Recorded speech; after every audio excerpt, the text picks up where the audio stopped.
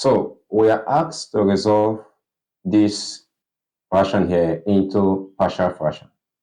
So we have that 1 divided by arrow multiply by arrow plus 2 is equal to, since denominator is a linear factor, this can be expressed as a divided by arrow plus b divided by arrow plus 2.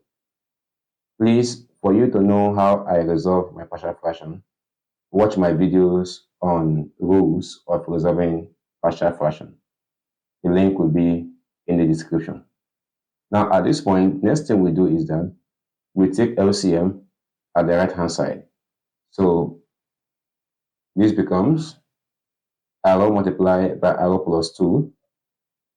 And if we take LCM here, this becomes a multiplied by arrow plus 2, because arrow, we cancel out arrow, plus this becomes b multiplied by arrow.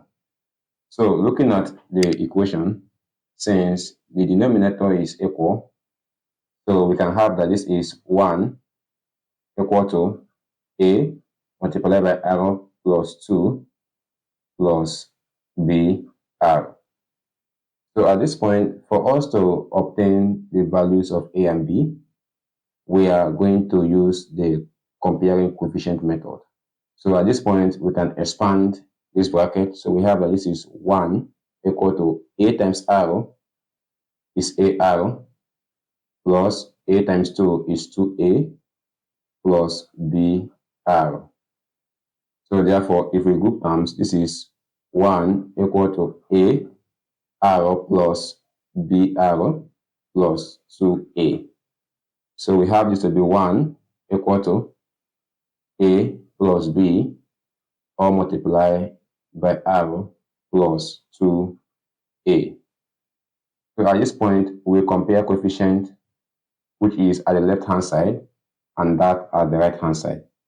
Now, by comparing coefficient, looking at our expression, there is no variable arrow at the left hand side. So this is a plus b is equal to 0. And 1 is a constant term, so we have that this is 2a is equal to 1. Let's call here equation 1, and then call here equation 2. So from equation 2, we have it that a is equal to 1 divided by 2. Now, to obtain the value of b, we can substitute a equal to 1 divided by 2 into equation 1.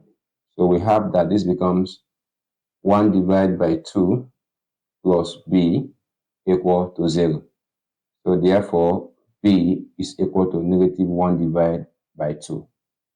So therefore, from our equation, we now have it that 1 divided by arrow multiplied by arrow plus 2 is equal to a divided by arrow plus b divided by arrow plus 2.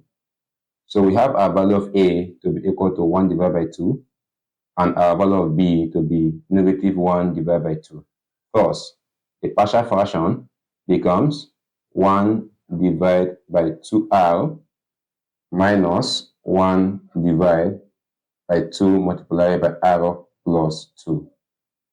So at this point, we have been able to resolve the compound fraction into a partial fraction. Thank you so much for watching. If you know you found the video helpful, please do not forget to like this video and subscribe to this channel. And keep watching our videos in this series to learn more about partial fraction.